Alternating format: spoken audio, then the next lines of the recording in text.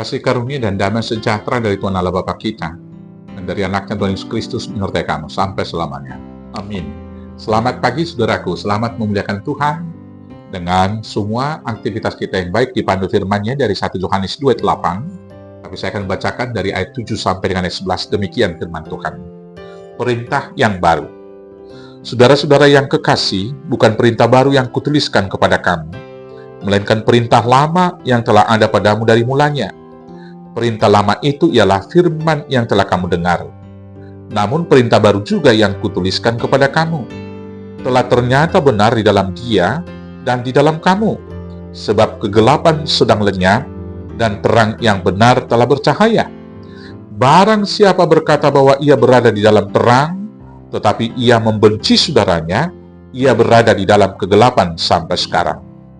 Barang siapa mengasihi saudaranya, ia tetap berada di dalam terang, dan di dalam Dia tidak ada penyesatan. Tetapi barang siapa membenci saudaranya, ia berada di dalam kegelapan dan hidup di dalam kegelapan. Ia tidak tahu kemana ia pergi, karena kegelapan itu telah membutakan matanya. Demikianlah firman Tuhan. Bapak Ibu Saudaraku yang terkasih di dalam Yesus Kristus, sesungguhnya setiap kita umat Kristen yang telah dibaptiskan di dalam nama Allah Bapa, Anak, dan Roh Kudus adalah ciptaan baru. Karena setiap orang yang dibaptis telah dikuburkan mati manusia lamanya di dalam kematian Yesus dan dibangkitkan manusia barunya di dalam kebangkitan Yesus. Sehingga orang yang sudah dibaptis dalam Yesus idealnya harus berkarakter seperti Kristus Yesus. Dan kesimpulan dari semua karakter dan perbuatan ajaib yang dilakukan oleh Tuhan Yesus adalah kasih. Mengasihi sesama manusia, mengasihi orang yang berdosa, orang-orang yang tidak patut untuk diampuni dan dikasihi. Kasihnya begitu agung, memberi tanpa pernah mengharapkan untuk kembali. Dan karena kasihnya itulah kita dapat diperdamaikan dengan Tuhan Allah Bapa kita.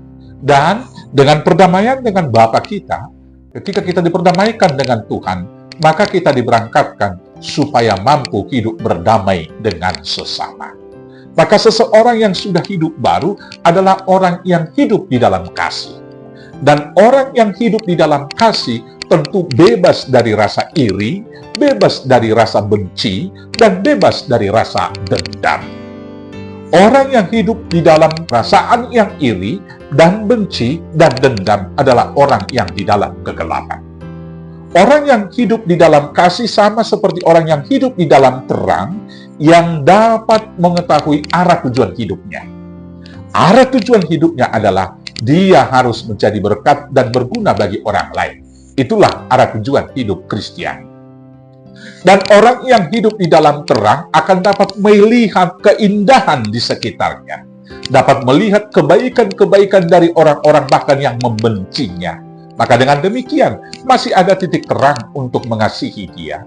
Dan orang yang hidup di dalam kasih itu akan mengetahui satu tugas panggilannya adalah melakukan kebaikan itu tanpa mengharapkan balasan. Kita dapat memutuskan mengasihi semua orang. Walaupun kita tidak dapat memaksa, semua orang akan mengasihi kita.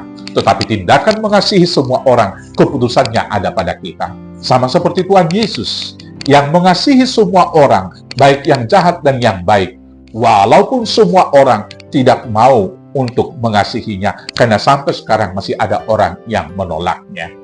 Saudaraku yang terkasih, orang yang hidup di dalam kasih adalah orang yang dapat melihat keceriaan, keindahan, dan kebaikan dari sekitarnya. Sehingga orang yang hidup di dalam kasih, hidupnya senantiasa bersuka cita dan hidup di dalam damai sejahtera. Tapi sebaliknya, orang yang hidup di dalam kebencian sama seperti orang yang hidup dalam kegelapan. Dia tidak tahu arah tujuan hidupnya untuk apa. Maka orang yang hidup dalam iri adalah orang yang terlalu mengasihi diri sendiri. Maka segala hal yang dilakukan adalah untuk memuaskan keinginannya. Maka orang yang demikian tidak akan pernah mendapatkan sukacita. Orang yang hidup di dalam iri, dia akan susah melihat orang lain senang. Dan kemudian hidupnya senantiasa di dalam kemarahan, di dalam kegeraman, di dalam hidup bersungut-sungut. Ketika orang lain bertambah berkatnya, dia yang susah. Ibarat kata para pengkhotbah, orang tetangga depan rumahnya yang beli kulkas, dia kedinginan di rumah ini. Orang yang bertambah berkatnya, rumahnya dibangun, dia di sini berhitung untung rugi. Saudaraku, hidup orang yang demikian hidup dalam kegelapan.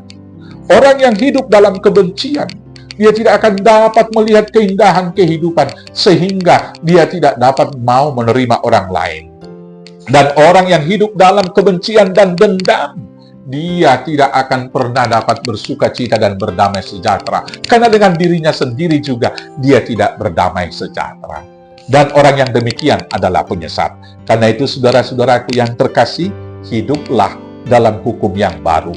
Kasihilah Tuhan Allahmu dengan segenap hatimu, dengan segenap pikiranmu, dan seluruh totalitas hidupmu. Dan sama harganya dengan itu, kasihilah sesamamu seperti dirimu sendiri. Selamat hidup baru, selamat mengasihi. Tuhan Yesus memberkati. Amin. Kita bersatu dalam doa. Terima kasih Bapa yang baik atas cinta kasih Tuhan yang begitu besar, memberikan kami hidup yang baru. Dan sekarang mampukan kami untuk mengasihi Tuhan dengan sungguh-sungguh, dan mengasihi sesama seperti diri kami sendiri, hanya dengan pertolongan Yesus Kristus Tuhan Juru Selamat kami yang hidup. Amin. Selamat hidup mengasihi. Tuhan Yesus memberkati. Horas, horas, horas.